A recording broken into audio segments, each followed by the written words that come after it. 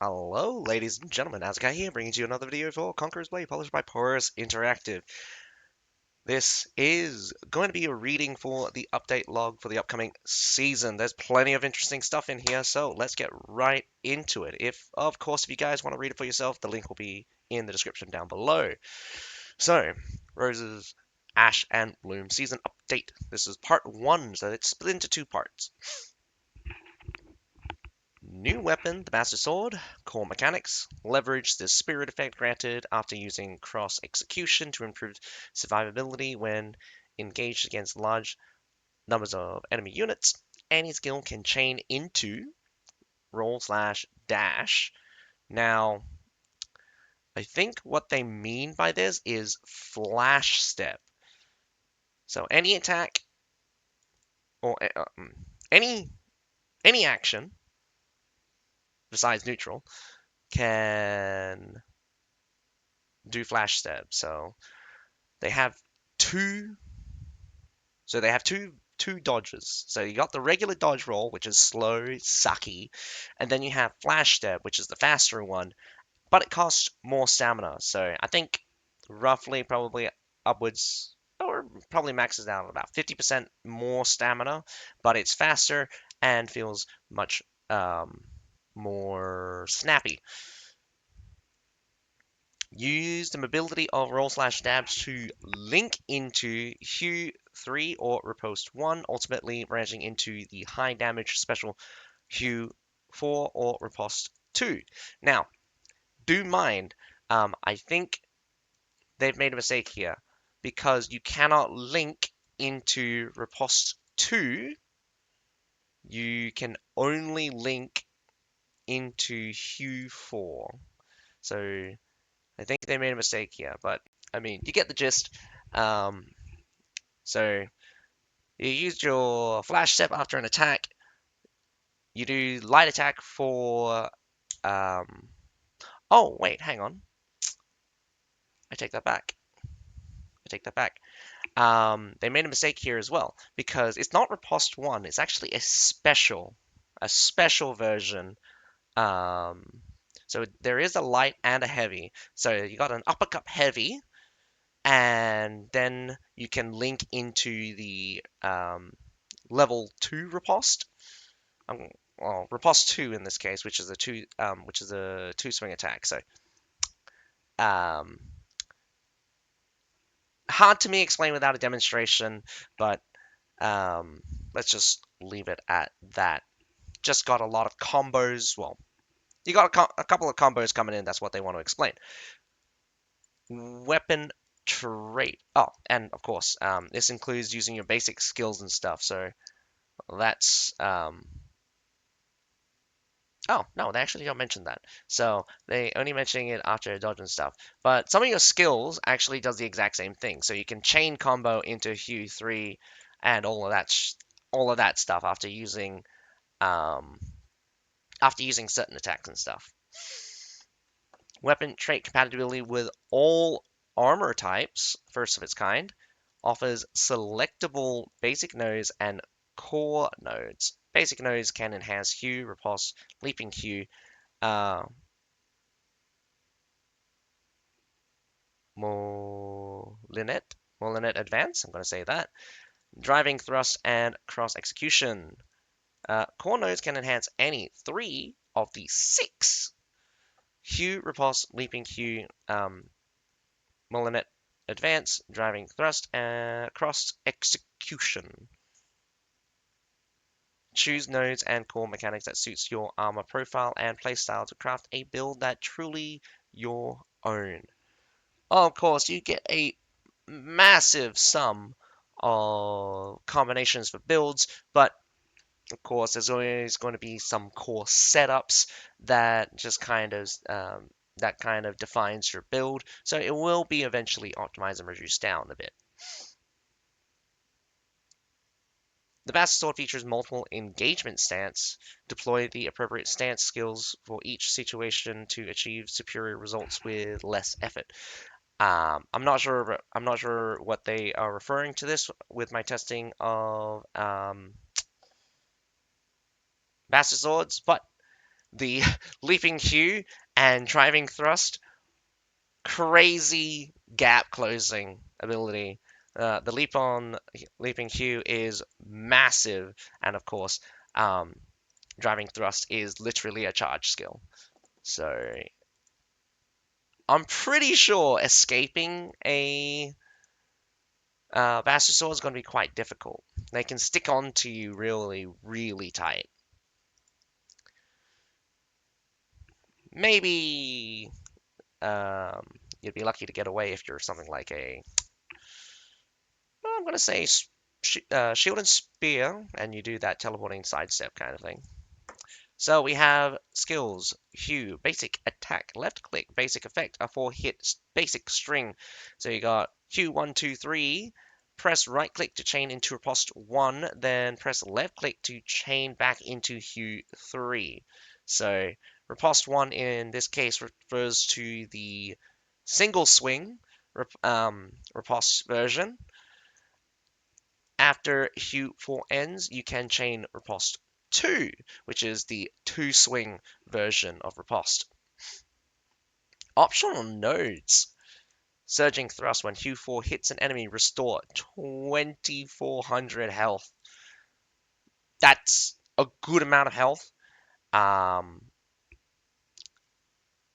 didn't test it whether or not it triggers when it hits only once, or if it can trigger multiple times, but um, and Hue 4 is also a 2-hit combo, so there's also that. So that could be a lot of health, especially in 1v1s. That's actually quite a bit of health. I believe that's supposed to say Ceaseless Strikes, while under Spirit, each hit of Hue reduces ultimate skill cooldown by 0.2 seconds. Rapid Succession, while under Spirit, units hit are concussed for 0.6 seconds. Not going to be a very good one, I think. But maybe we'll see. We'll see what people do with this. Now, core options. Sword Dance within 1.5 seconds after using Q. Stamina consumption is reduced by 25%. If your total base defense is below 2100, so that's 700 across the board, and it has to be below that, so it would be like 699. Hue is immune to standard daze effect. Okay, so they reduced this down from invincibility down to daze effect, which is interesting because um, not particularly interesting actually. I think most heroes are actually can be dazed out of their basic attack, so there's that. It's a little bit inconsistent on like how much you get dazed and stuff. Might be a different might be some kind of old mechanics working. We also have Blade Blast. Hue releases one wave of Sword Wave. I'm surprised they just changed it to Sword Wave. Sword Energy sounded better. One wave of Sword Energy. So I don't know why they retranslated that to Sword Wave. So we have Riposte, Guard, and Heavy Attack. Right click. Base effect. Assumes a basic guard stance. Upon releasing the button, you counterattack based on how long you maintain the guard. Within 0.5 seconds, riposte 1 hit attack. Beyond 0.5, riposte 2 hit attack. So again, riposte 1 and riposte 2 are kind of the same, are kind of like one thing. But, sorry. um, they're basically charge levels of the same attack. So you kind of imagine Maul. You can charge up their Bone Breaker to do 1 attack, 3 attacks, or 5 attacks. In this case, you only have 2 variants, meaning the 0 charge one and the after half a second charge, which is a 2 attack variant. Optional nodes.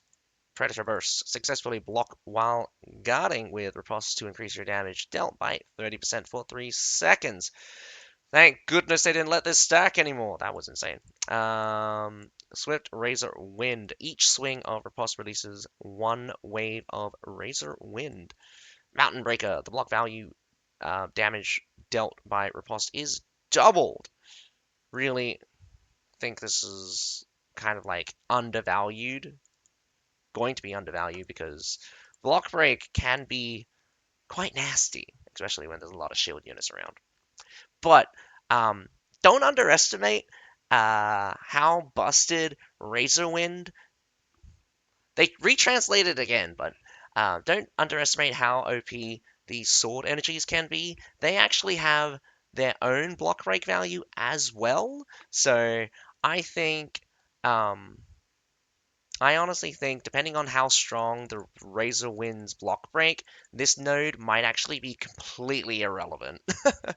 So, um, again, through my testings, didn't really come up on like trying to fix something like that. There's just so many combos and stuff to test it all. Would have just been a really big headache. But try it out for yourselves, I would say. Core options, we got Mirad to Silence. Leaping Hugh Molinet, uh, Mirad to Silence. Hmm. Leaping Hugh, Molinet Advance, and Driving Thrust only deal 10%, but riposte damage is increased by 60%. Oh my goodness. They did reduce this down. This was 2.5. I think it was an increase of 150. It said that riposte did 2.5 damage, 2.50 damage. So in this case, it's only a 60% increase, so it's down from 1.5 to 0.6, which is much better than what they had before. I think that was kind of busted, but still, only dealing about 10% damage with your basic skills. This time they left out cross execution, which is very interesting.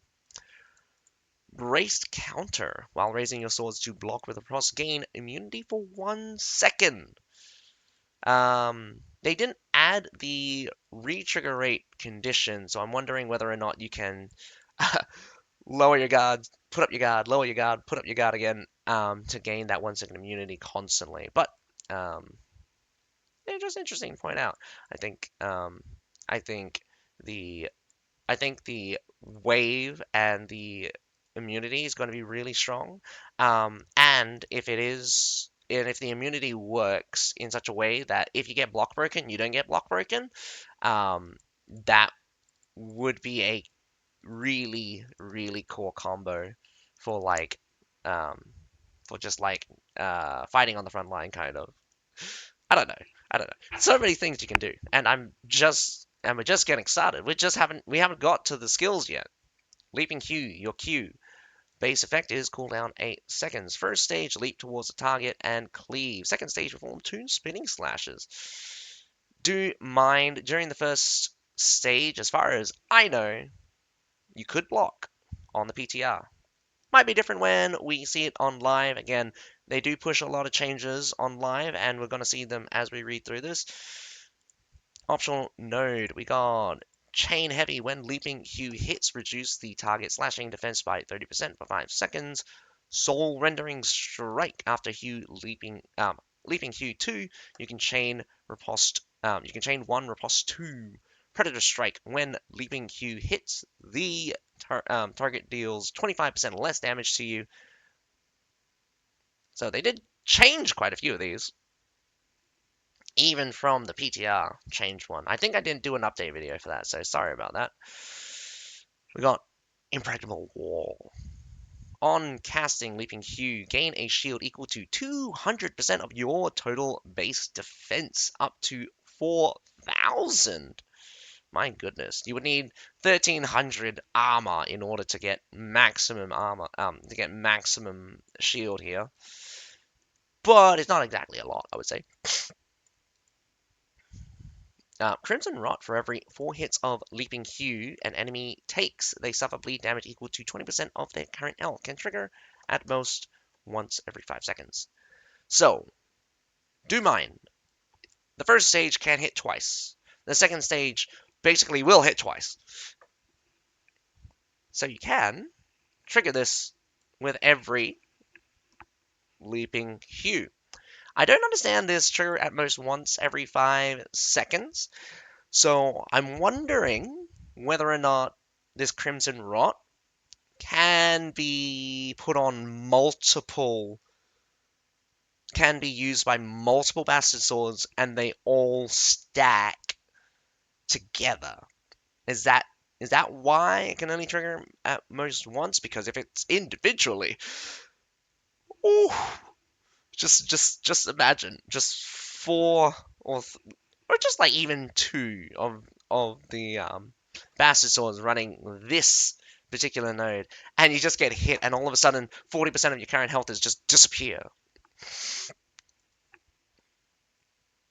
If it's stacked independently, in this case, as it stacks together and it has restricted to 5 seconds, only 20% will go. So yeah. We also have Leaping Q Mounted Q. Base effect is cooldown is 16 seconds, which is very interesting why it's a 16-second variant, considering that the base is 8 seconds. So, first stage, leap from your mount towards target and cleave, and second stage, of course, perform two spinning slashes, same as before. The leap off of the mount didn't move as far, and the tracking on that one's a little bit more difficult. So there is that, I must say. Mullinet Advance! Your E base effect is cooldown at 16 seconds before successive upwards cross guards to parry incoming attacks, then counter attacks using the opening. You just do a bunch of whirly hits and stuff while you have active lock on. It cleanses control effects upon activation, removes daze, knockdown, and concussion effect from yourself, of course. It forgot to include knockback, so yeah, knockback is included. Knockback is like, yeah, knockback is included. They normally just have uh, some kind of weird thing where dazed is kind of rolled into this somehow. So we got the optional nodes, your basic ones, your Survivor's Ward. When Molionette Advance hits and your health is below 10%, restore 3000 health. Perpetual Vigor after casting Molionette Advance, regen 1% of your max health per second for 6 seconds. If your total base health is lower than 2100, the healing is doubled. Now, put that in perspective, you're only going to have like 37,000 health, so 12% of that, okay.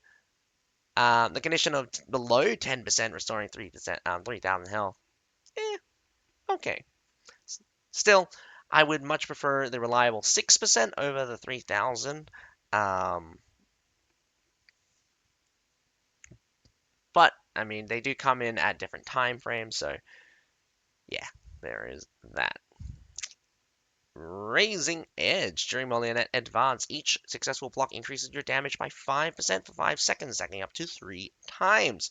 So you get a total of 15% extra damage for 5 seconds.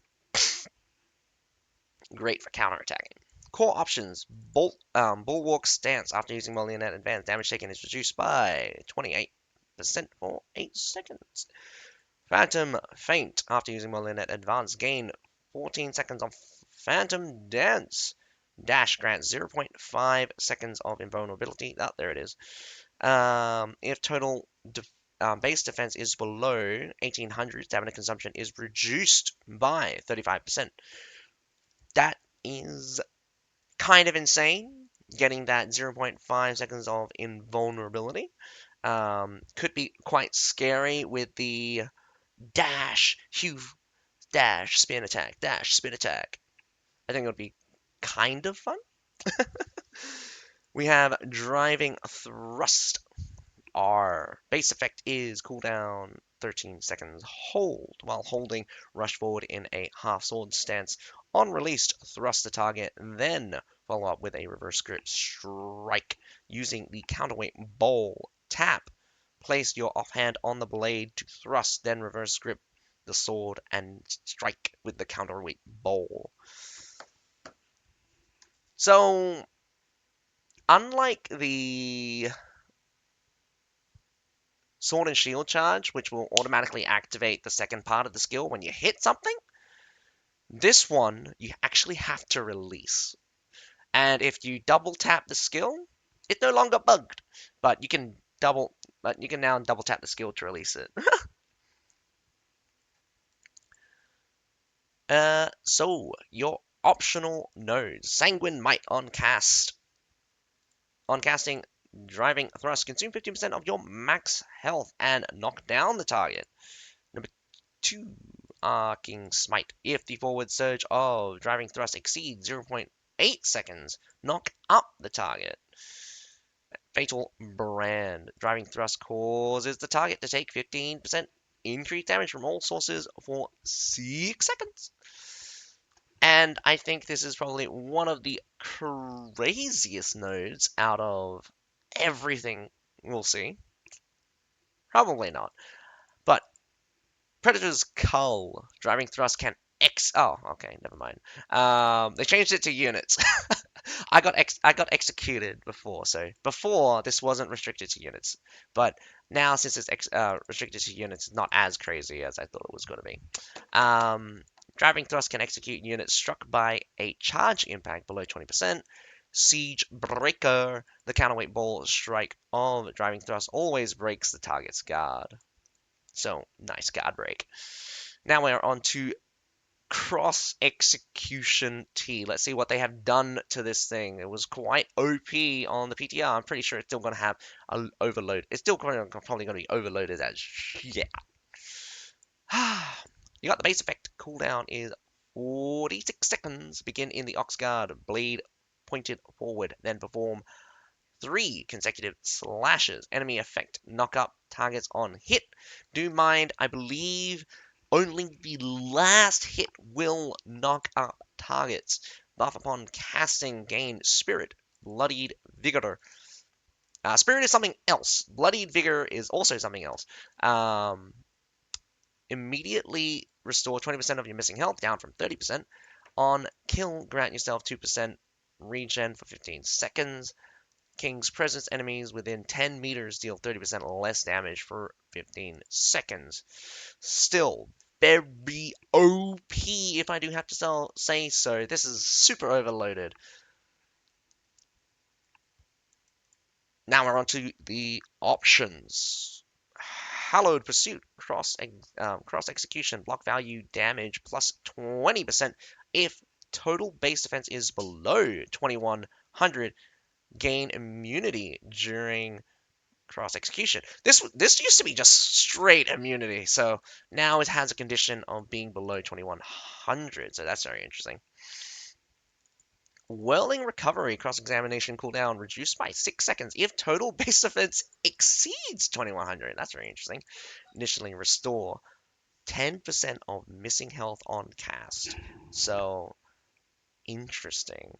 Down to 40 seconds, extra 20% extra 10% missing health back up to 30%.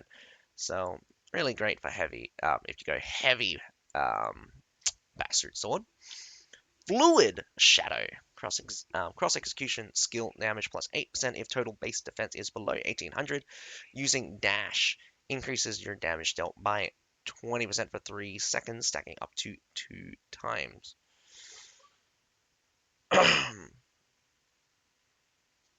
I believe the condition here is during Spirit. Now, before I move on to the core options, Spirit lasts for 15 seconds, and it also replaces your roll with flash step. So basically, instead of having flash steps only after an action, you can now flash step from neutral, um, which basically completely eliminates your need to do anything before you try to dodge, which is really funny. Besides that, yeah. So I'm wondering whether or not this node here is referring to only during Spirit. Um, I think I think that's going to be what going to need to be tested to see what happens there. Core options: Eclipse, Twin Slash, Cross Execution grants 16 seconds of Hallowed Veil. Deal increased damage to targets whose base defense exceeds yours, plus 6% per 100 points.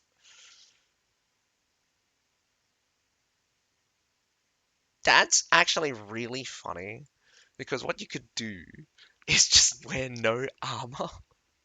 And so someone with like 3,000 armor versus you would be like, oh, it would be 180% increase.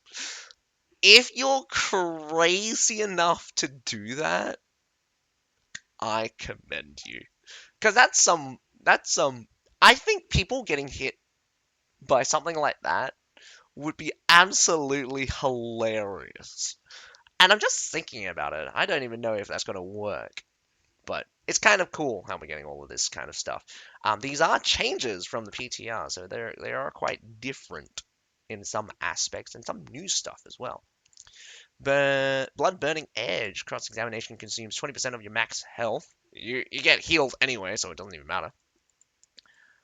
For the portion of your base max health exceeding 30,000, every 200 point increases damage dealt during Spirit by 0.5% up to 20%. So you would need 40? Alright, right? You would only need 3,000. You would need only 38,000 health in order to max this. Which, again, I guess not a bad. I guess not a bad node. It is during Spirit, and it's all damage, so.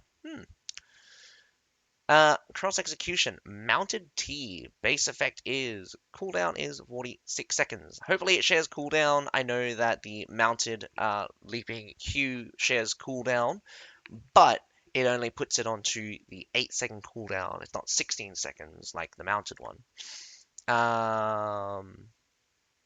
So begin in a mounted guard and uh, culminates it culminates in a final cleaving strike towards the target. Enemy effect knocks up target on hit. Buffs. Yada yada yada. Oh, hang on, wait. Buffs upon casting. Gain spirit. Blooded vigor. Immediately restore 20% of missing health. There's no condition on kill. Interesting. So the mounted version is objectively worse. Objectively worse. No idea why that. We didn't get to test this on the PTR, so that's very interesting that they would remove the healing section for the mounted version. Not that it would matter. It's still overloaded as shit. King's Presence. Enemies within 10 meters deal 30% less health for 15 seconds, so that's still the same. And I'm pretty sure you guys have been looking at this next section, and I have also as well. This came out of left field. I think everyone just got smacked really hard when they looked at this. 5 new rare quality schematic sets have been added. Each set features unique set effects and fresh build opportunities. Set pieces into weapon, helmet, armor, boots, and braces. 5 slots. Set effects are as follows. The War Breaker. It is classified as a light armor. Pieces 3.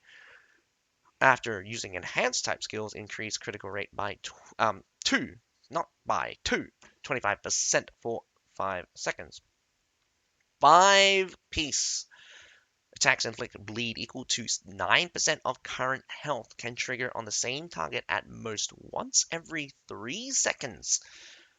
Dude, the poking potential for just that 9% is absolutely crazy. I think longbows are going to eat well tonight. Well, I think longbows are definitely going to eat well. And I mean, also, what classifies that as an attack? Because I don't know about you, but I think musket might might be a little scary with this bleed. Again, all of the range classes will love this. Um, we got the Wind Rider medium armor, 3-piece. When sprint attack is triggered, increase movement speed by 25% for 6 seconds. Speed! All the speed! 5 uh 5-piece. Sprint attack deals 30% increased damage on hit. Refund the stamina consumed. All right. So, if you like if you like the sprint attack on Glaive, you're gonna love this Wind Rider one. I think that's hilarious. Um, that's the only one I would really consider using, because come on, 20% extra movement speed, 30% extra damage on your sprint attack. Glaive's sprint attack is one of the best in the game, and again, 30% extra damage on that absolutely bonkers powerful of a sprint attack. I'd just be sprinting attack the entire game, man. Refund stamina cost? I'd be sprinting all day. Earth Shatter, medium armor, 3. When attacking targets with piercing defense above 800, increase armor piercing and damage by 5%. The one thing that I am worried about is if it's restricted to just piercing. But if it's not restricted here, it's just dependent on someone's piercing defense being above 800. So you can use this on any hero, and if you hit something that has a piercing defense over 800, you deal quite a bit extra damage. This will probably ultimately be like an 8-ish% extra damage, which is quite good, do mind you.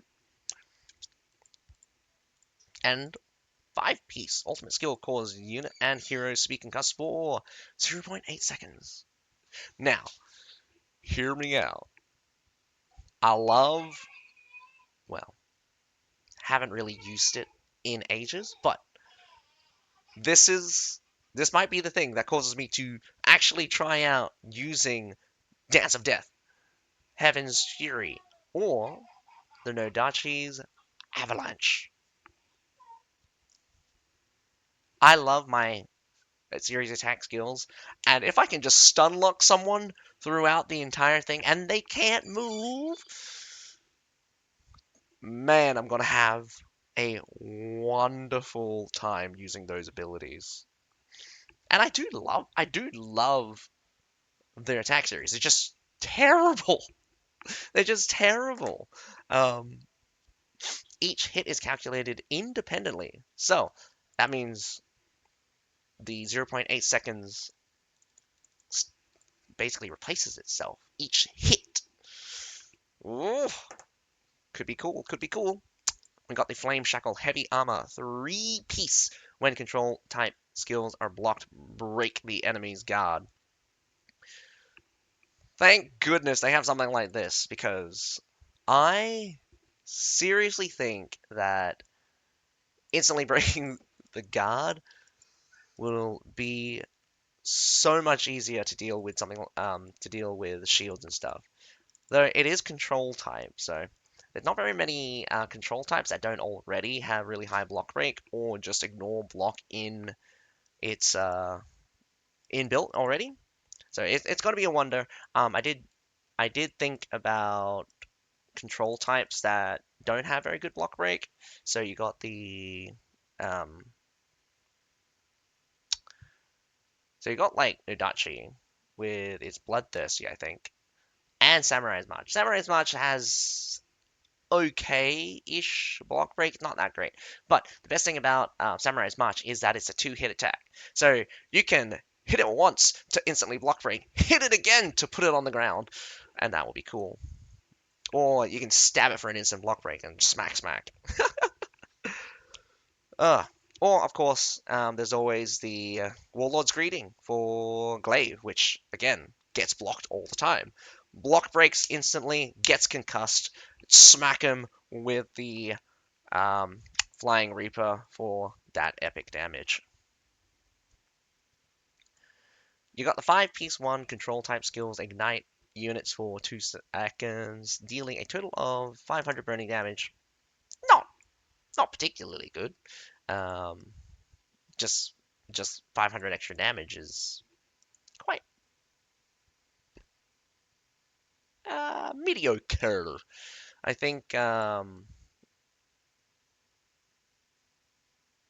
think it will. Again, the classification for skills will probably need to be heavily tested on what does apply and what doesn't apply. So um, there could be some dynamic where this can be abused, and I'm pretty sure there's going to be an abuse case somewhere. It's probably going to come out of left wing somewhere. Um, can't really think about anything right now. We've got Stone Guard, Heavy Armor, 3-piece, while concussed, knocked down, or knocked up. Reduce all damage taken by 20%. Longsword's gonna be living forever. 5-piece. After taking damage uh, from units 15 times, a cleanse control effect, and restore 5% health. Oh! You know what? I just imagined Short Sword. Short Sword can 100% come back with this. Ironside. Oh no, you knocked me. I take very little damage anyway. Oh no, your unit's wailing on me. I am now healing and I get up. Damn. Can there's definitely gonna be abuse cases where certain units will do so little damage they can't even deal 5% of their health. But again, it's gonna be fun for a little bit as like people test out things that haven't and the armor sets haven't been like super optimized yet, and hopefully they don't just leave the armor sets as they are and actually balance their effect. Would be cool. Among these, the crafted weapon can be attuned to Warbreaker, Windrider, Earth Shatter, Flame Shackle, and Stone Guard set effect. A single weapon can thus serve multiple sets. New build path awaits you. And that is the craziest part. Weapons are no longer restricted to the type of armor. You could have, oh, I mean, like, you could go down, but you can't go up.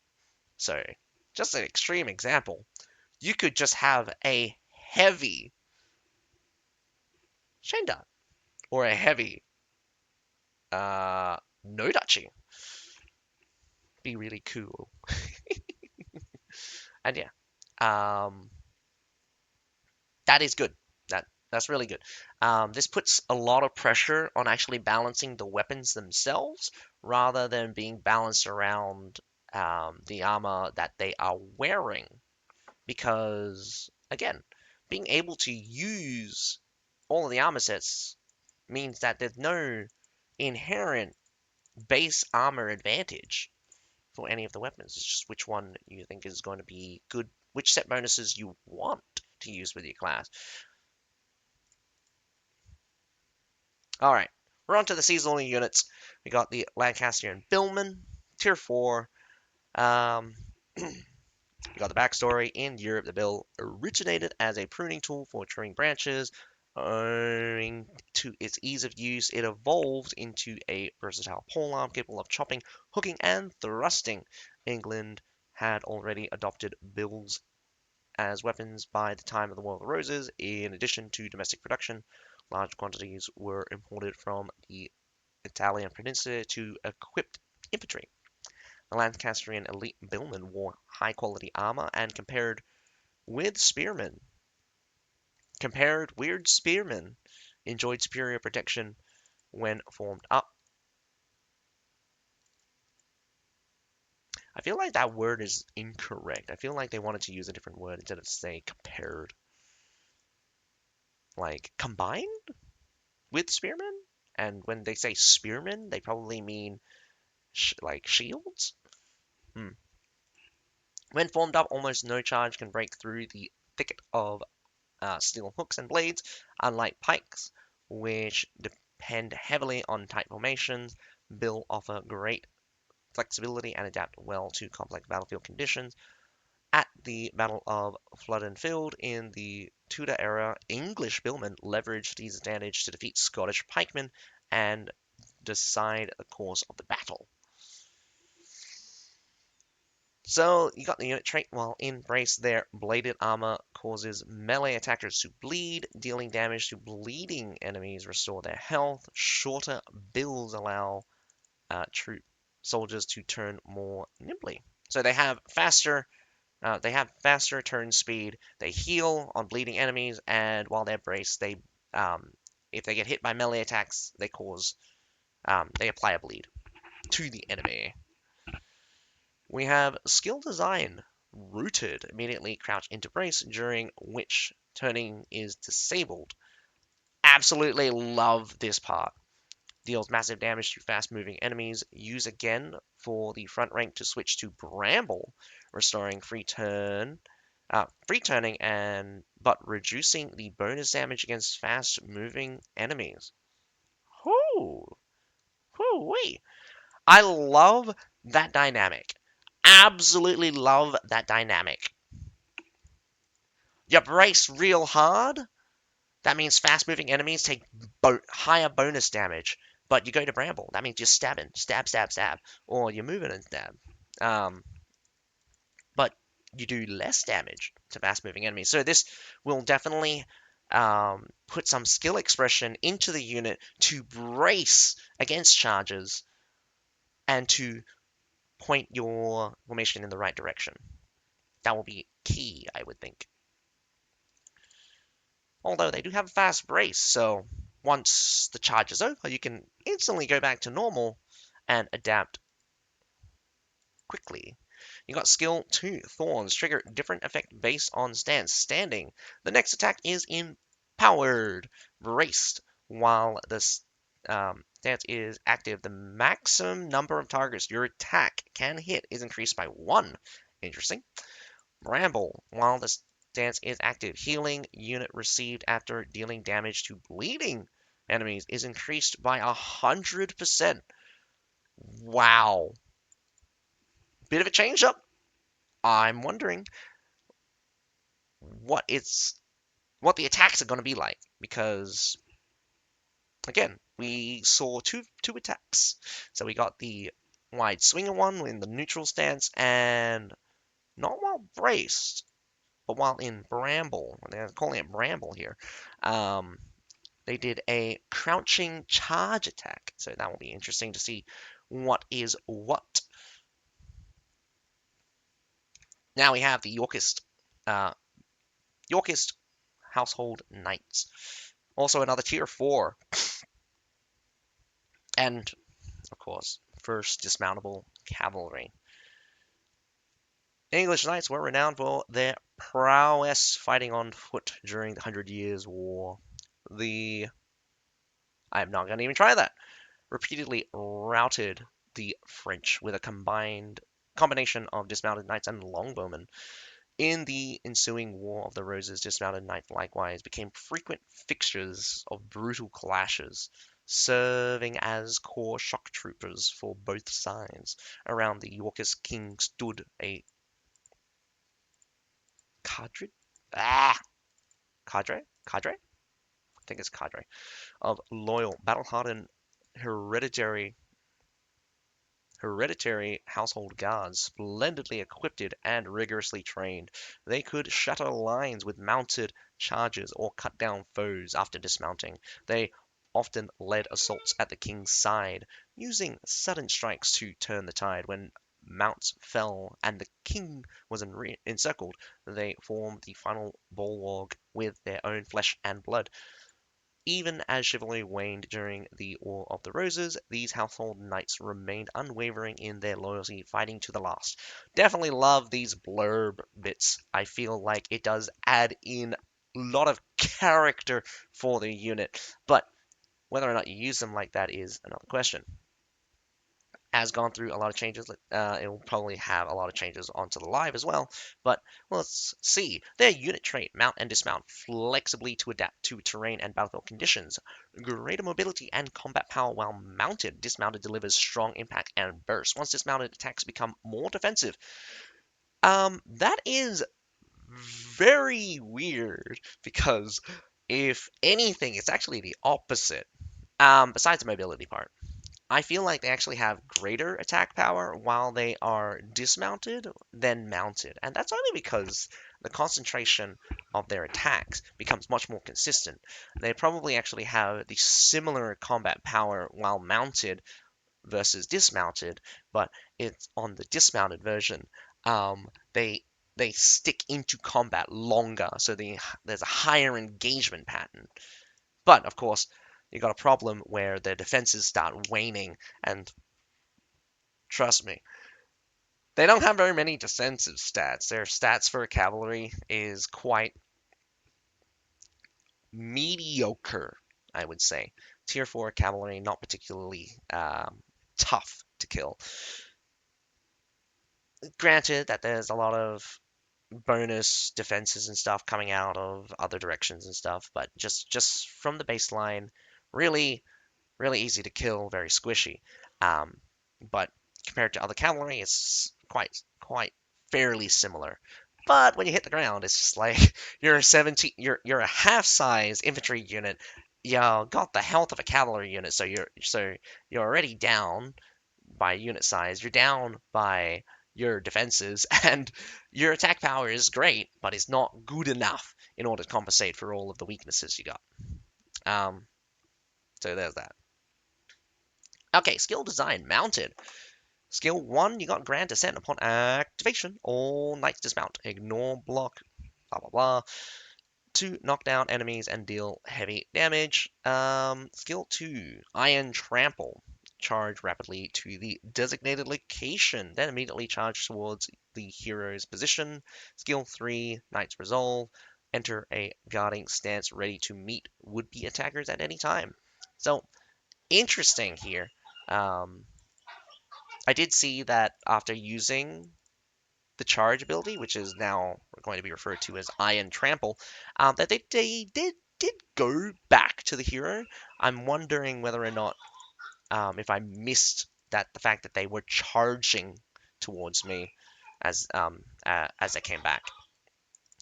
Um, and this also nice reveal how they've kind of kind of like written it um, is kind of strange because you'd think the knights wouldn't actually do a guarding stance. Like they're not going to stand there and just like take hits on horses.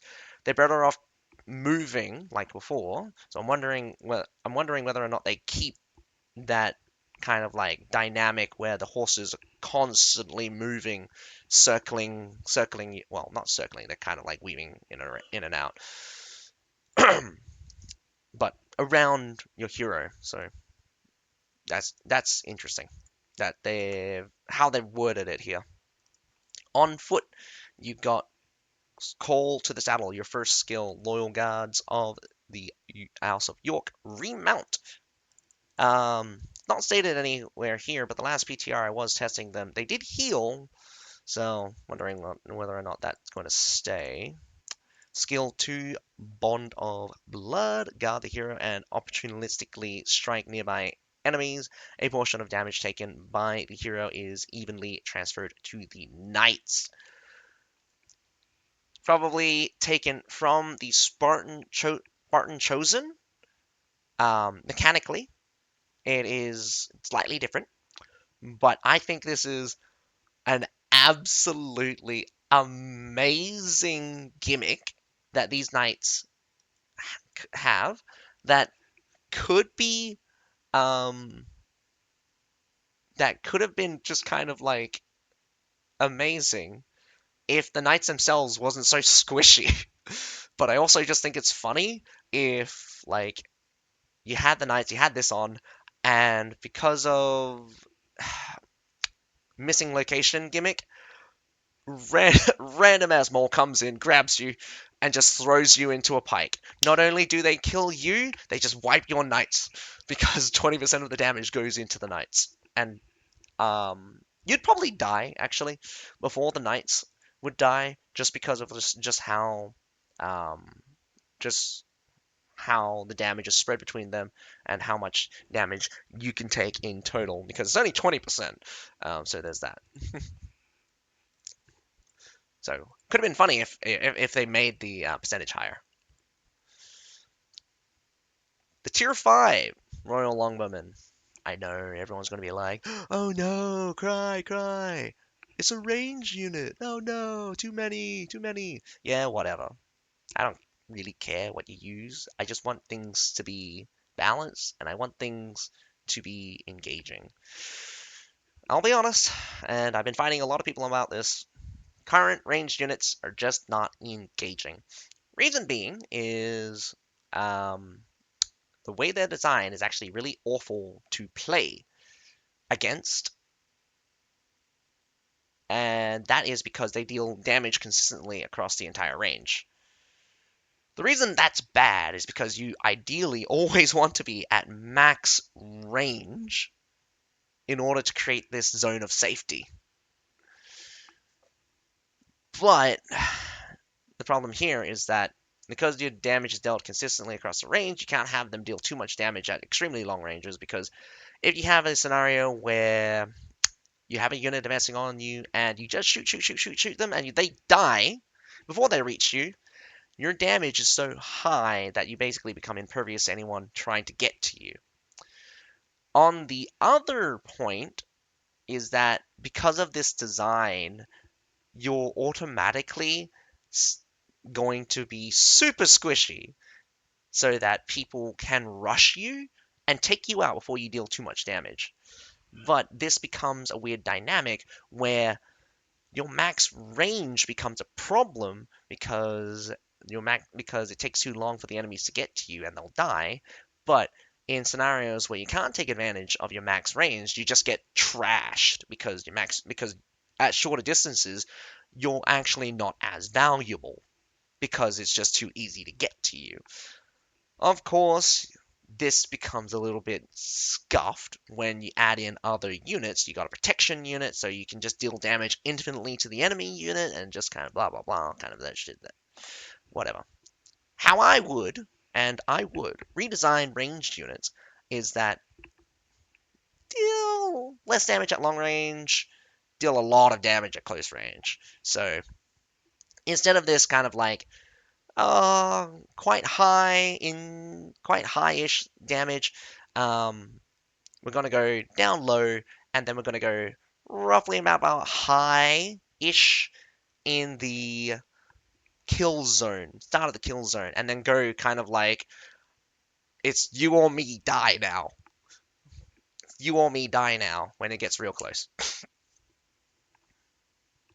But anyway, obviously, I would also adjust their health so that they're not like 2K, 3K, 4K, squishy, uh, little ants that will die in the wind. Ants actually don't die in the wind, but my point is that um, I'd actually give them normal health, like 10, 11,000 health. Maybe give them slightly better armor. They don't need to have really good armor unless you design them to have really good armor and stuff, kind of thing. So again, that's how I would change ranged units to make it a little bit more engaging. Obviously, I'd also give them block break. It's actually quite infuriating using ranged units and knowing that a single shield boy can just block you. I've had many situations where a random ass defense spearman just walks in and just like the entire range becomes useless. But I've had other scenarios as well where like no one has a shield and everyone's just getting absolutely shredded. So, that's some good points, some bad points. Alrighty. So, going to be added to the unit tree at the tier 5 spot by the looks of it. The secret troop from the unit tree, Royal Longbowmen, through firearms and artilleries. I think I said through. I meant though firearms and artilleries were spreading by the end of the War of the Roses, the new dynasty's ruler still trusted in the longbow's battlefield value. Master archers were selected from across the realm, outfitted with the finest bows, arrows, and armor, and mustered as the Royal Longbowmen to campaign far and wide. These elite archers combined exceptional range with specialized shot types and arrows from varying distances. Their most lauded skill was lofted high arc fire. By loosing at very steep angles, arrows could clear battlefield obstacles and heavily armored frontline units to strike vulnerable targets in the backline. This tactic often proved remarkable results in the Anglo-Scottish War of the Tudor period. It is said that even the Scottish king fell to a longbow arrow fired on a lofty trajectory.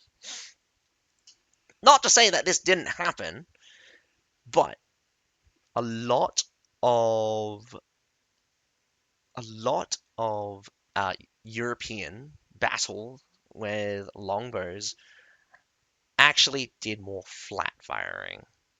They just shot directly at people.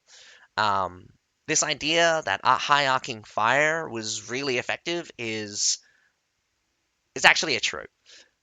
You lose so much energy shooting up against gravity and then letting gravity come down that it's actually just not worth doing it, especially when you can just shoot directly at the enemy. And again, the only times you would do this is extremely long range or there's an obstacle in the way. If there's an obstacle in your way and you can't see your target, it's going to be very difficult to hit. So, again, it's kind of a trope. I get it. People like archers shooting volleys and volleys of high arcing fire. The truth is that it was the Asian or the Eastern theater of medieval period that saw a lot more of that high arc volleys of arrows. The reason being is because they shot arrows much further than the longbows would. And that's also another trope as well. Longbows compared to the compound horn bows, or just even the compound bows of the Eastern Europeans, especially the nomads, um, were very much inferior. But they were cheaper to produce, much, much cheaper. It takes like 9 to 12 months to produce a single horn bow or something, and or even just like regular composite bows. A long bow could be could probably, like, you find a good tree, it could be probably finished within a month. But again, um, this is a game. I just kind of wanted to say that all that, and also another gripe. This is a recurve bow. This is not a long bow. Get your like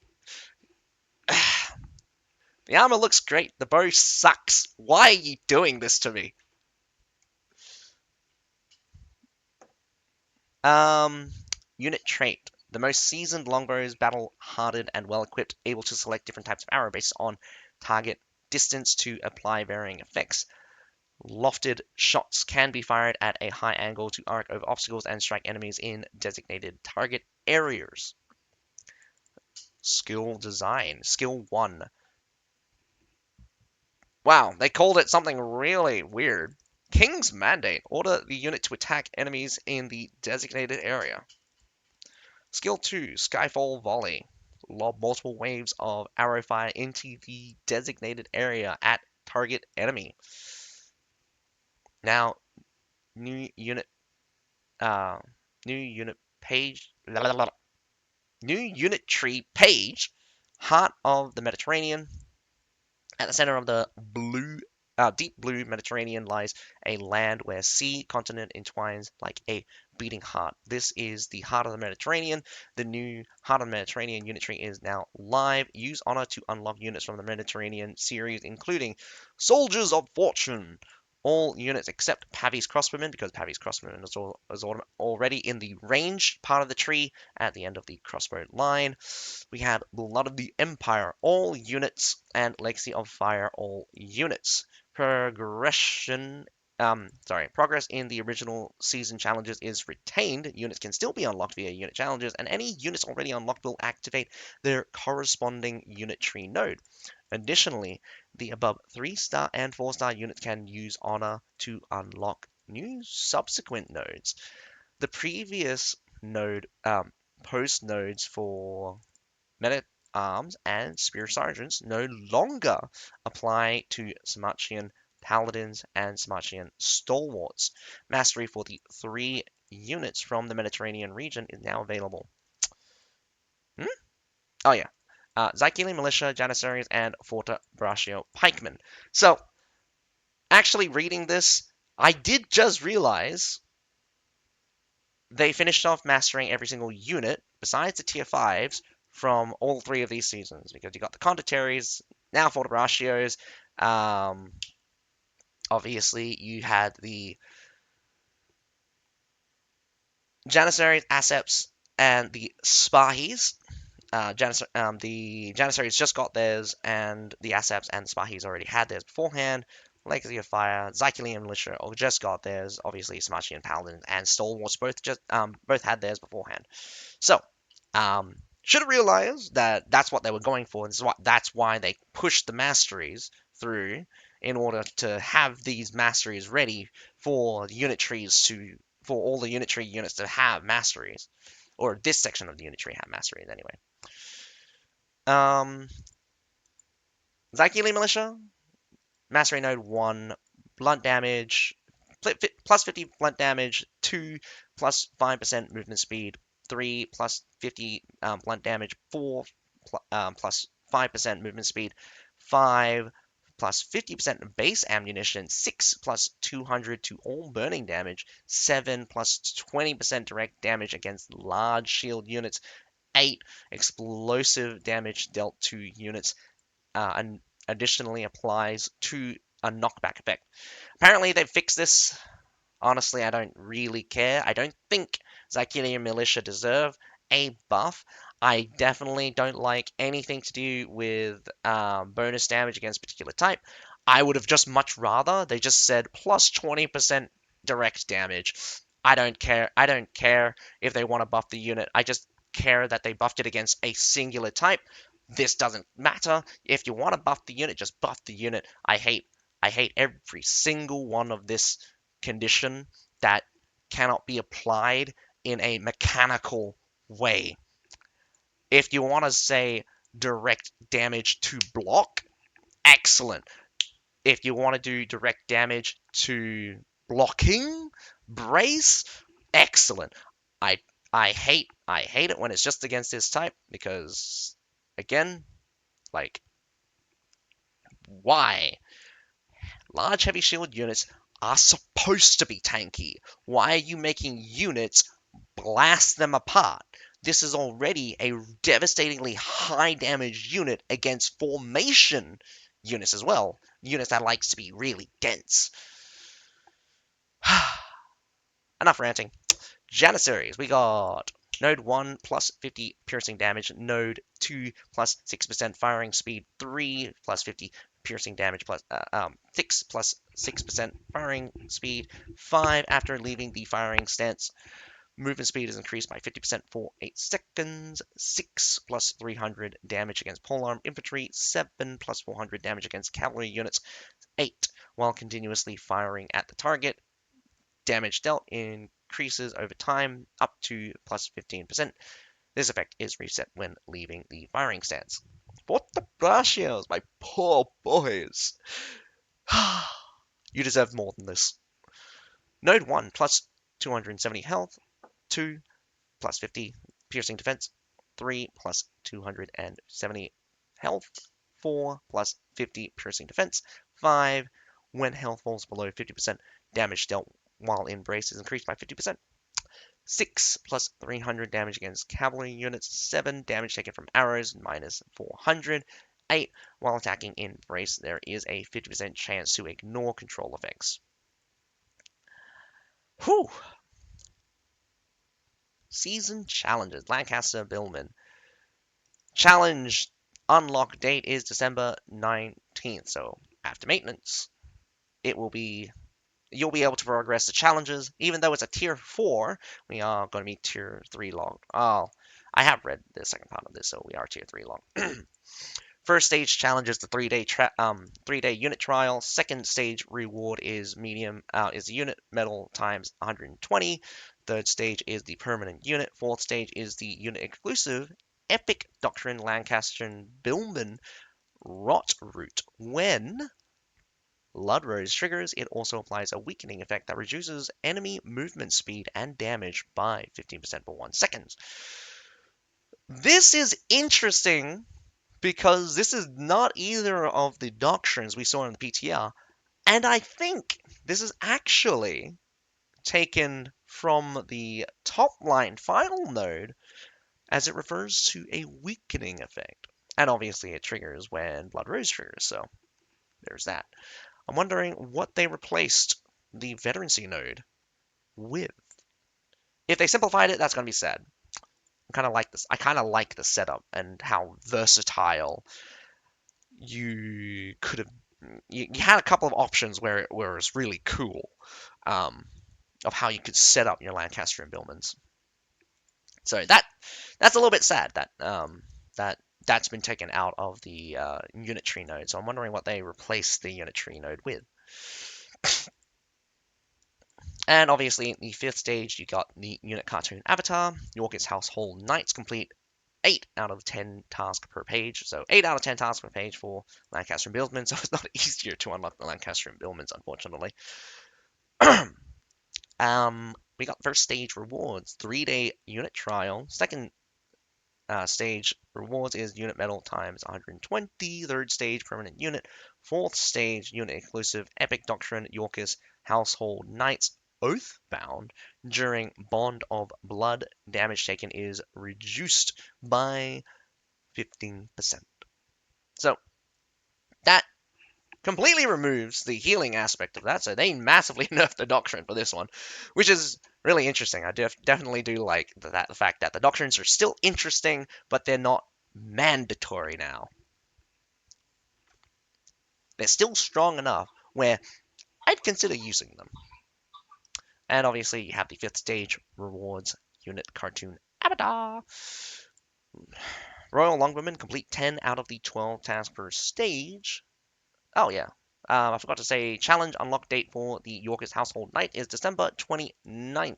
So, 10 days from now, I assume that's when Tier 4 will unlock.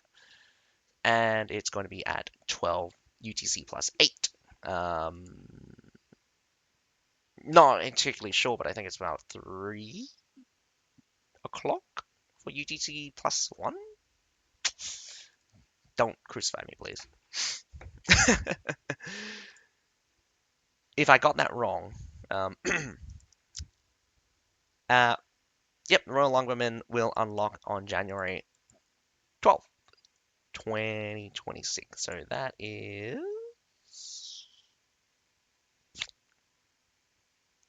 3 weeks. No, 4 weeks. I mean, yeah, 4-ish weeks from now. More like 3.5.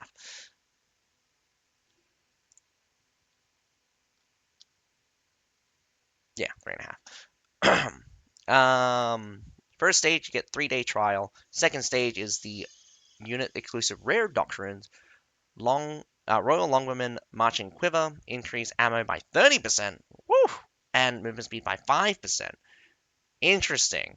I don't think I would use that over the 50% increase in ammo, and I think that also gives you extra pen. I can't remember. Third stage reward, unit medal times 120.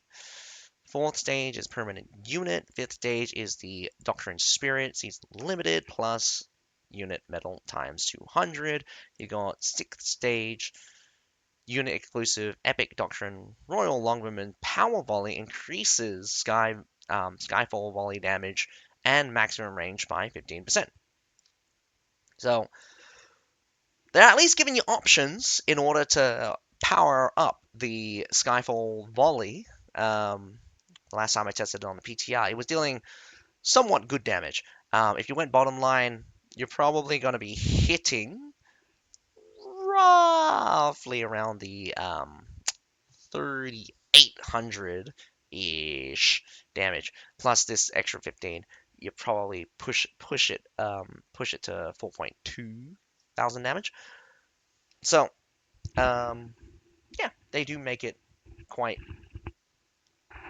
possible to do a lot of damage with that ability. The maximum range being 70, being increased by 15, so it goes to 80, which is interesting. And of course, the seventh stage is Unit Cartoon Avatar. My goodness, I'm only like 3/4 of the way through, and we still have so much to go. Because there's another page of this. System optimization and adjustment. Major benefit comprehensive upgrade to auxiliaries to help new warlords adapt to the intensity of the battle more quickly and to let veteran warlords experience more powerful units without pressure. We have made great optimization to the auxiliary system. Refuse filler field elites. We are significantly reducing low tier filler units in the auxiliary pools. From now on, you'll have a much higher chance to deploy popular battlefield units directly. Max combat readiness, ready to deploy. The preset strength of all auxiliaries has been comprehensively increased. Higher levels, no more base level units. Start strong from the first deployment. Powerful doctrines, official preset doctrine loadout. No need to experiment. Experienced units full power, full potential immediately. Now, powerful doctrines, yes, it's tier. I think it's up to tier 2 fusion doctrines. A couple of unit exclusive ones, of course. So not max, but good, good doctrines on these units. I have seen a couple of the units, and they are set up pretty damn well for what it's worth. Free. Clearer information at a glance. We've improved the auxiliary interface to better showcase unit traits and advantages, helping you quickly pick the right ally for the battlefield. Newcomers privileges plus accelerate your growth. We've optimized newcomers privileges to support warlords entering the battlefield for the first time. Higher level cap. Privileges now apply up to level 200, comprehensively free resets during this period. Unit levels, unit masteries, and training nodes can all be reset for free. Zero cost doctrine removal. Remove doctrines at no cost. Mix and match freely to find your best tactics. Flexible unit tree planning. Seal unit tree nodes for free to optimize your resource strategies. So again, you can reset your unit tree nodes to get your honor back, just in case you didn't like the unit and stuff. Amazing, absolutely amazing. Not even a reduction, just straight up give it back to me. I want to try a different unit. I wonder if that works that way. Didn't test it out because I didn't get the opportunity. Didn't realize that that was happening. Supply token exchange, weekly rare schematics. The supply token exchange now features premium rewards to forge your legendary equipment. I like to say premium rewards.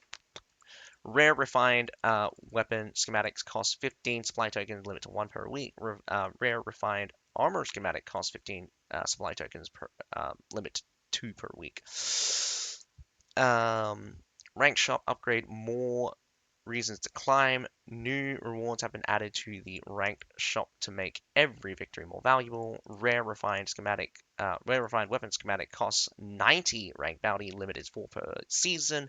Rare refined armor schematic cost 90 ranked bounty, limit to 8 per season. I don't know why this is not 4 times the amount. I really do think that like to weapon to armor, you need 4 times because you have 1 weapons for every 4 pieces of armor. Like how you use your armor is like 4 times more. So yeah. Increased triumph income after territorial war. Triumph earned by Legion and Free House from Battle Report score has been significantly increased. So 0 to 199, it was before 10, now 20. 200 to 399 is now from 12 to 24. 400 to 599 is from 15 to 30. From 600 to 799, 18 to 38. 800 to 999, 21 to 40. Above 1000 is 24 to 45. Imperial Store restock, major reforging capacity increase. Imperial Store reward have been fully adjusted to meet your demands for top tier resources. Massive artificial stone expansion. Artificial stone exchange cap increase from 25 to 200. New redeemable rare refined weapon schematic costs 30 triumph each, up to 12 per season, with a chance to receive a tradable rare refined weapon schematic upon redemption. Okay, that's weird. Um, New redeemable rare refined armor schematic costs 30 triumphs each, up to 24 per seasons, with a chance to receive a tradable rare refined armor schematic upon redemption. Bandit raid streamline, double the efficiency, same reward. We've overhauled bandit raids to reduce grind and boost efficiency. Attempt limit removed, no longer capped at 5 per week, replaced with a weekly reward cap. Per match gained increase, unit XP, hero XP, and season fame per match have been greatly boosted. High performing warlords can now hit the cap in fewer matches. Detailed reward rules. Weekly base hero XP obtainable, excluding bonuses, 1,500. Weekly base hero XP obtainable, excluding bonuses, 320,000. Season fame per match increase from 60 to 150. Weekly cap is 300. That means you can finish this in 2 battles. You only have to do 2 battles in order to get your season fame. Oh my goodness. Okay. So, weekly tasks requirements, simplified entry thresholds are greatly reduced while keeping total rewards unchanged before and after the adjustment. So, hopefully, we get to keep the total rewards are the same. So, they are removing 2 tasks, and there's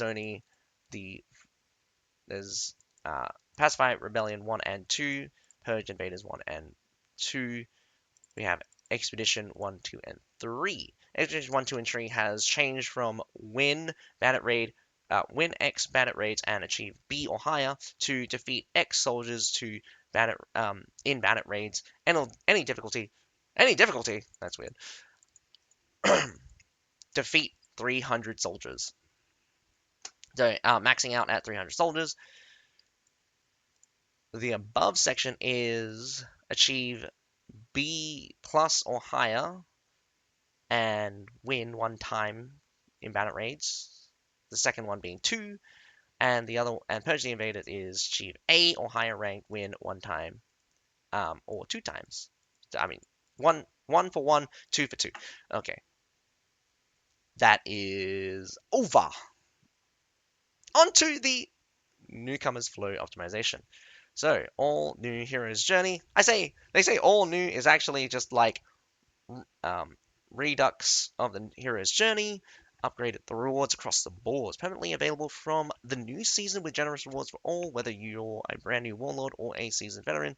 Participate to reap plentiful rewards.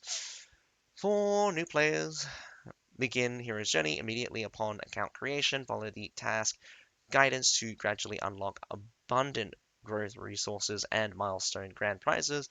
Veteran benefits created from the veteran benefits created before the Roses, Ashes, and Bloom season update, but never started the original system, receive an unlock item upon login to experience the new progression track and claim another round of rich rewards.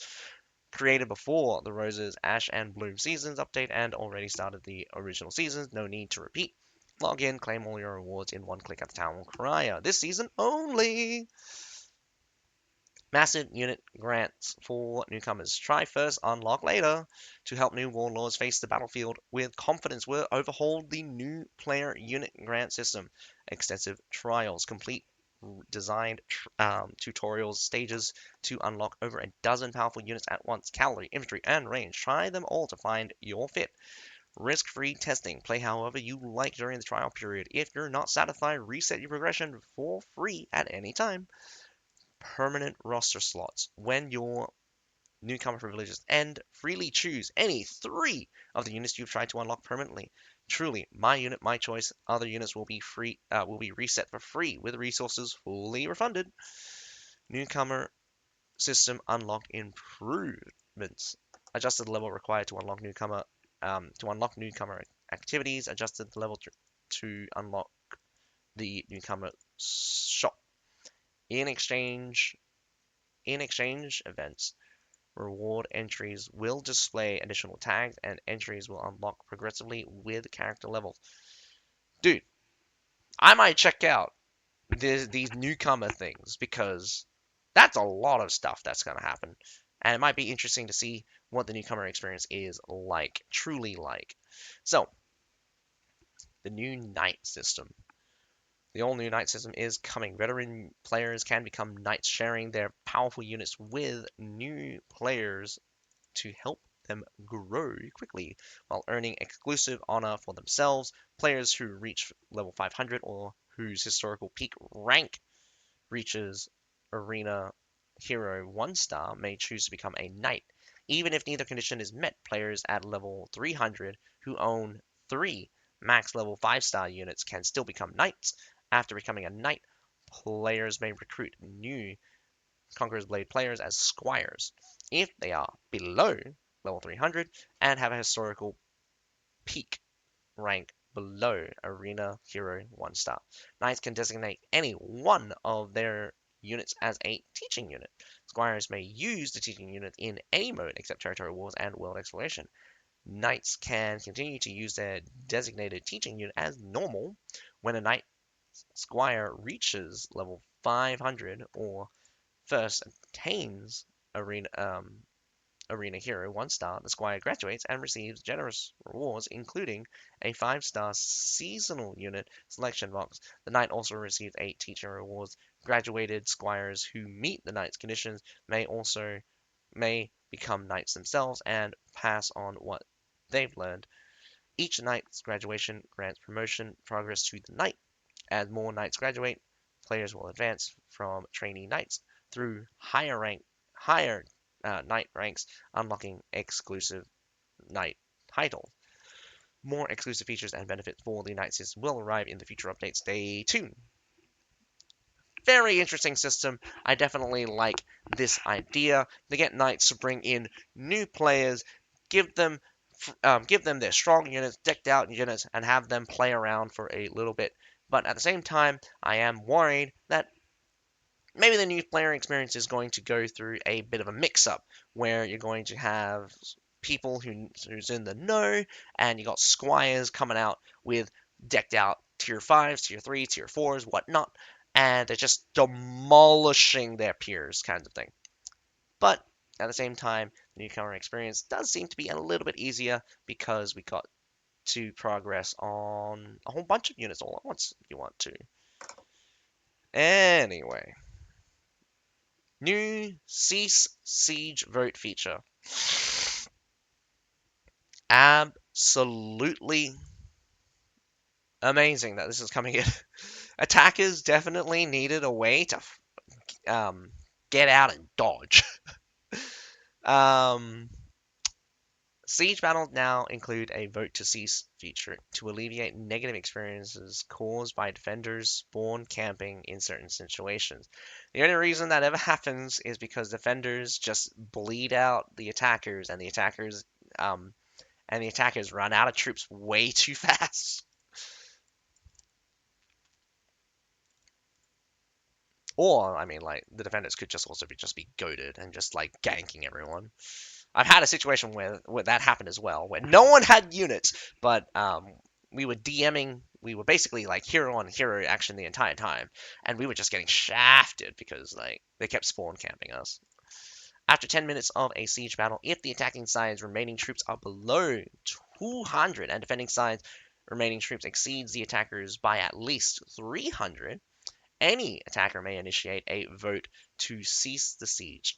That's excellent. It's a bit of a dynamic. It still needs to have remaining troops below a certain level, and of course, there is a dynamic difference. That means defenders needs to be significantly higher.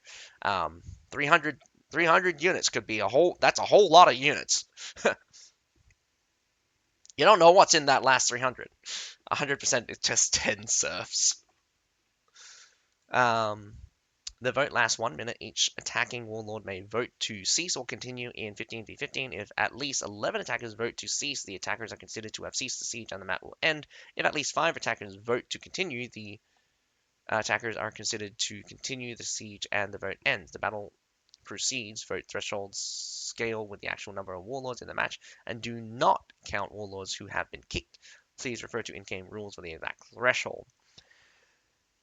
Interesting. What if there are no votes? Does it count non-voters as automatic yeses for Caesar or no's for Caesars?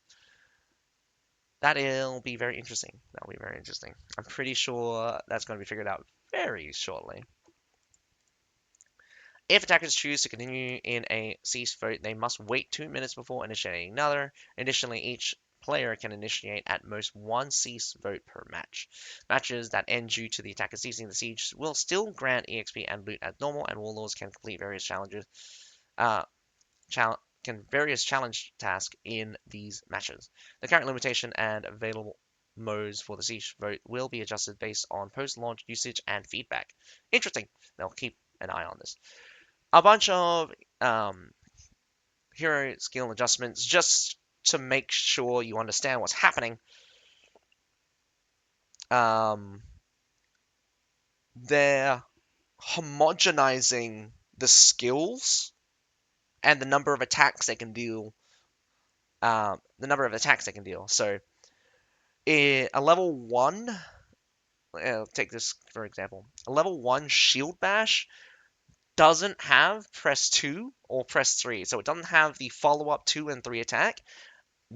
Now it will just have all 3 attacks from the get-go, and that's the same across the board.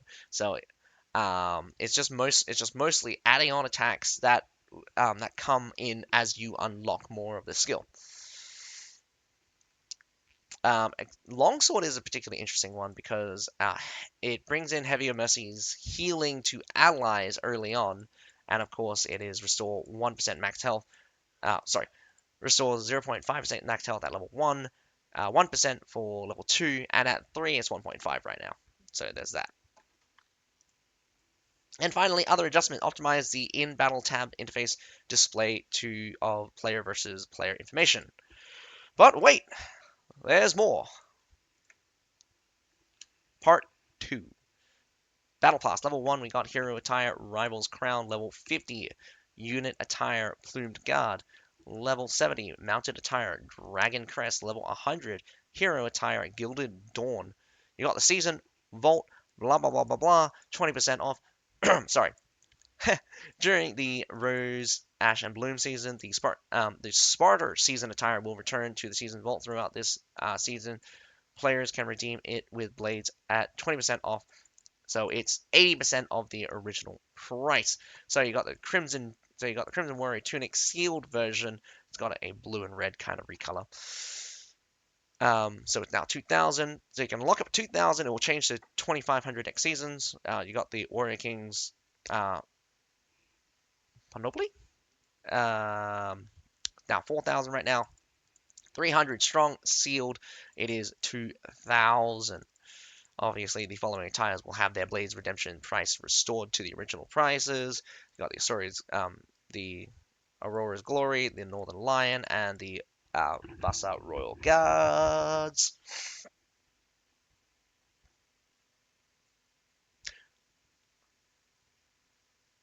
Is that Lion Sire season? Oh my goodness, I'm like way backwards in like the order of the seasons. Am I? That can't be right. The following attire will be removed from the Seasons Vault, the Hellenic Court Robe, sealed. Hero Attire, the Virgil Sun, sealed. Hero Attire, the 12th Trial, sealed. Unit Attires, the Alexander Season Returning Weapon Attires. Oh, they did forget to mention that they're bringing the Spartan Weapon Season. Yeah, the Spartan Season's Returning Weapon Attires. So that's coming. That's coming with this one. So they forgot to mention that. New redeemable items. Rare refined weapon schematic costing 100 blades, each up to 4 per seasons. Redeemable items. Rare refined armor schematic costing 100 blades, each up to 8 per season. Okay. Servers with 3 unlocked regions. On the following servers, the available regions are Borderlands, Liangyung, and Anversia. The focus region is Liangyung. That's why.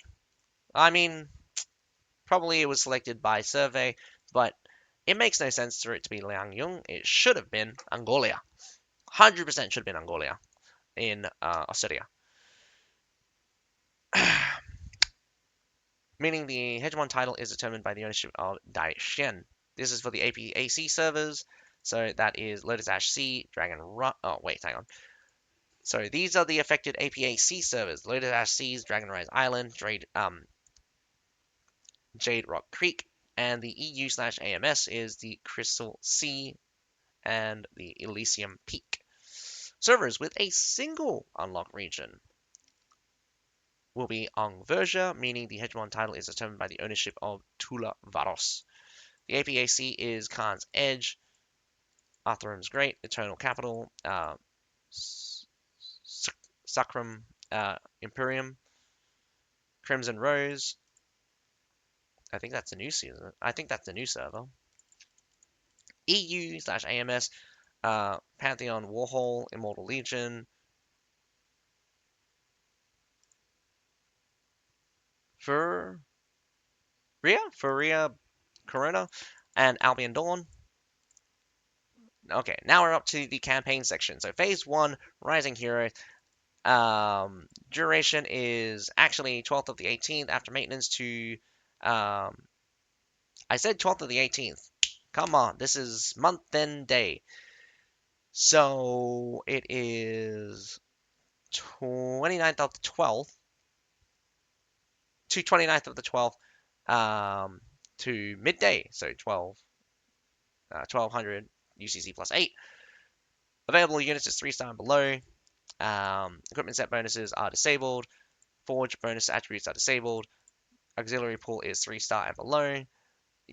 Auxiliary unit points is 6 territorial war related content.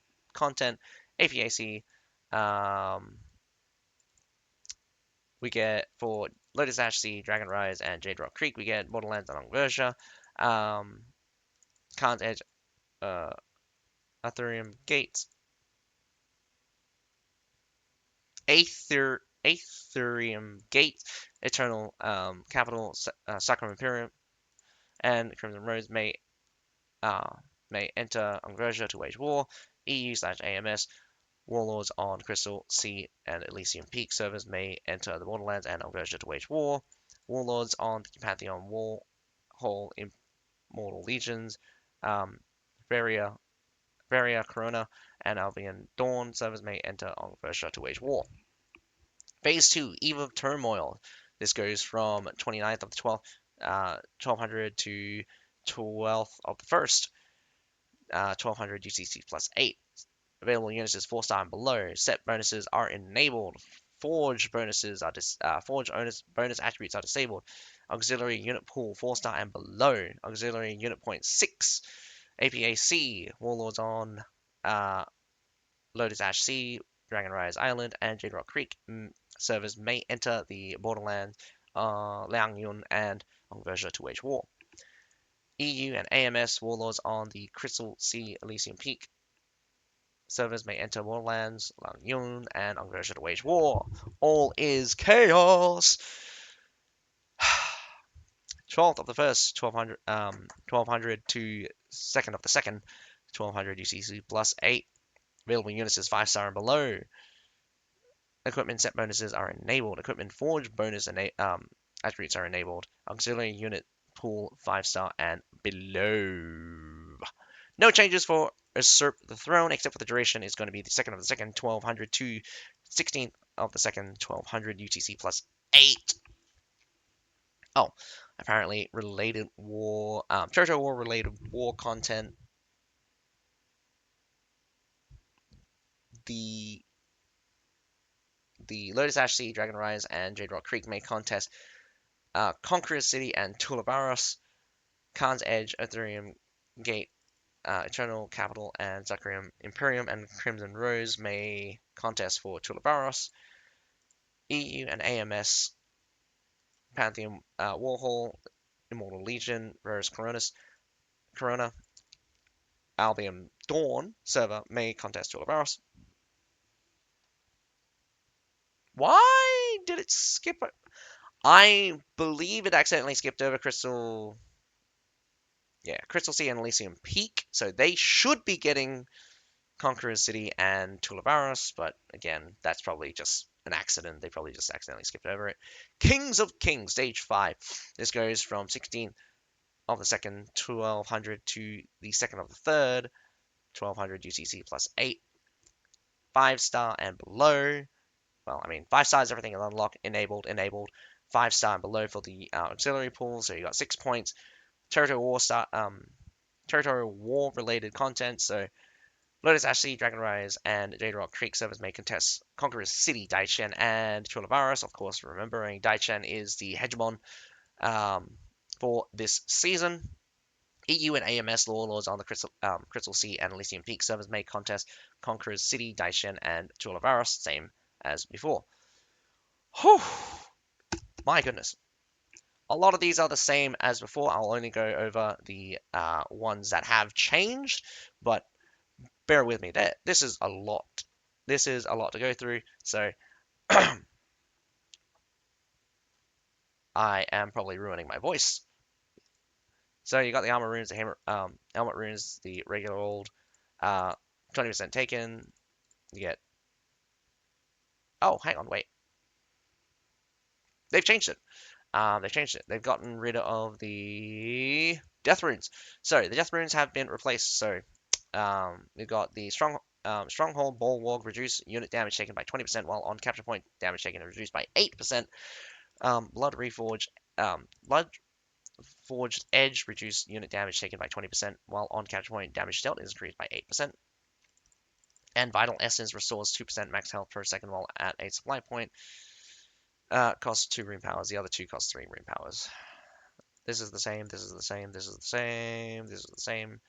I don't like Iron Cavalry. This should be removed. I don't know why they're bringing it back. It was such a headache last season. That is the same. That is the same. That is the same. Shame, shame, shame, shame. Okay, so all of that is the same. For the Poleaxe runes, all of them are returning. Nothing interesting. Glaive, all of them are returning. Nothing interesting. Maul, all of those are returning. Nothing interesting. Longsword, again, all of them are returning, but this is really sad. I always look at this one and it's just terrible. Just absolutely terrible. I don't know why you guys don't love Longsword too much. They give him such awful and even this one, 100 extra damage still. Come on. Sword and Shield all are returning. Spear. Um, all are returning. Pike, all are returning. No Dachi, all are returning. But again, Heroic Strike. I'm still surprised that's still here. That is definitely OP. And with the changes that are upcoming, I think Nodachi has a lot of potential. But then again, I'll probably be playing Bastard Sword the entire season. All are returning. Musket. All are returning. Actually surprised that they did not nerf this Black Powder Bomb one. I would have increased the cooldown to 25. Increase the cooldown to 25, so that it takes a minute and 5 seconds for them to throw 2 bombs. Um, Yada yada yada. All is the same. All is the same. No changes for the Shopo as well. Jewel Blade 1, I think this quick march is supposed to be ambush, otherwise I don't know what this is. That's actually kind of sad that they haven't updated Infiltrate to just be able to sprint and jump. I forget I forget which one's which, but I think if you use Alchemic Vapor, you can sprint but not jump, if I'm not wrong. It's one or the other. But you can sprint and jump if you use the Bio Shurikens or the Concussion Grenade. So that's also the weird thing about that one. So yeah, Infiltrate can't sprint or jump, so that's really dumb. Um, that is the same. I might be wrong about this one actually. This one actually might be something I don't remember. It says Yin Metal 16, so this might be an old one. I just don't remember it. Uh, Shield and Spear, while Ares Cleave is active, damage dealt by accurate strike is increased by 10%. Costs 3 rune power. I don't know what accurate strikes are. Oh, wait, hang on. Did I see? I did. Okay. I don't know what accurate strikes are. Increased by, sorry, bow actually had a change, so it has damage dealt by basic attack, accurate strike is increased by 20%. So I don't actually know what that is. Um, I don't think it's headshots. It could be headshots. It could be critical hits, maybe. Who knows? Who knows at this point? Same. And the Bastard Sword, obviously, we have Unceasing Edge, Cross Execution, cooldown reduced to by 12 seconds. They buffed it. I can't believe they buffed it. What are you? What are you doing, mate? You have 12 seconds, you have a 6-second core node, and you can have Spirit Hue get you 1.5. Dude, you could just set this up to just be spamming that, just be spamming cross execution. That's insane. I wonder if that also affects the mounted version. Hmm. Earth Shaker stance. When guarding for more than 1 second, your next heavy attack can knock down enemies. Costs 3 rune power. The one thing I really wanted to know is whether or not you can guard for a second, and it's just any heavy attack. Just any heavy attack will just cause knockdown.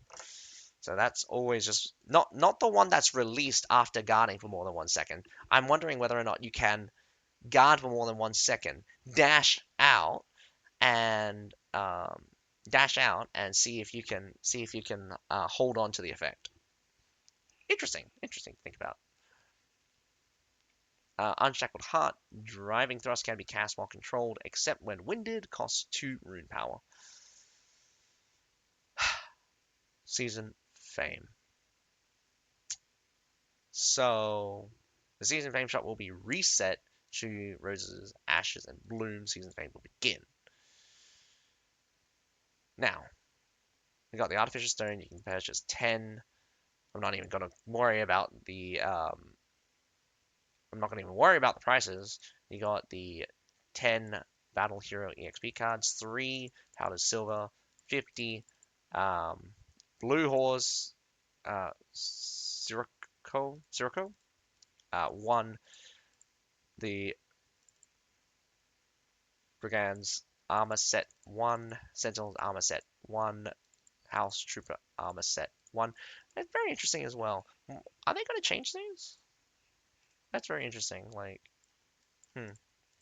Artificial Stone 10, Unit Metal 100, Artificial Stone 10, Lotus Water 5, Artificial Stone 10, Rare Doctrine Selection Box 1, Rare Weapon Schematic 2, Rare Armor Schematic 4, not the refined one, just the normal one, Lotus Ash 5, Treatises 5, Artificial Stone 15, Epic Hero Schematic 1, Epic Doctrine Selection 1, Pure Wisdom 1, Legendary Artillery Selection Box 1, Treatises 5, Epic Hero Schematic 1, Legendary Hero Attire Gilded Dawn Emerald Gleam 1, and Season 25 Knight of Garda title. Is it Season 25? I thought it was 26 now. Might be wrong about that. And Balance Adjustment. Oh my goodness, we're still not done. I'm not going to go all through all of these. Basically, this got pushed through with no changes at all. Still upset that Tiger Fist and Monastic Knights got nerfed. Tiger Fist in particular, I don't think needed a nerf. Smash Install was probably could have gone to 280. Probably better off to just go to 260 just to be safe. Finally, we got some things that are hidden. So, I really, really do hate it when they hide things from us. Bug fixes. Fixed an issue where Shield and Spear, Aegis Retribution, could erroneously concuss targets on the first hit. That's a lie. You designed it like that. I even tested it the original where this was the case. It was there at the beginning, it was there throughout its release, and you're just changing it to nerf, just to remove the concussion on the first hit. Which, fair. I think the two hit concussion combo being unblockable as well, mind you, was god dang annoying. It's the same as getting hit by Warlord's Greeting by the Glaive, but at least that's blockable. The concussion for Aegis Retribution was not blockable. So again, you get caught by this a lot. Not to mention they can hang the reactivation. That means they can delay it. They can delay it slightly. Fixed an issue after learning Force on Onimusha. The disarmed effect of Disrupting Strike would not display on an icon. Optimize the distance between formation points for Naginata monks, Onimusha, and Orochi samurais when forming up, bringing them closer to the hero. Thank goodness! I mean, like, I complained about that. Took them a while for them to kind of fix this. Whether or not you guys got used to it or not, what do you guys think? Do you think that they need to stop trying to hide balance fixes like these and actually just tell us what they're fixing?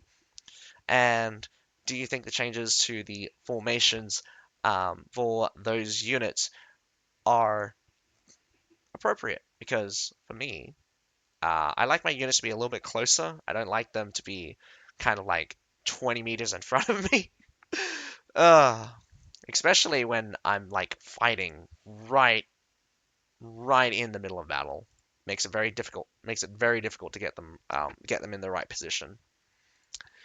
But anyway, that is all of the season's news. A lot of stuff, information to process, a lot of stuff to check out when we go into the new seasons. Are you excited? Are you thinking that Conqueror's Blade is on the right track? Do you think the changes to the armor set, which is probably the most interesting part, or are you just excited for the new weapon?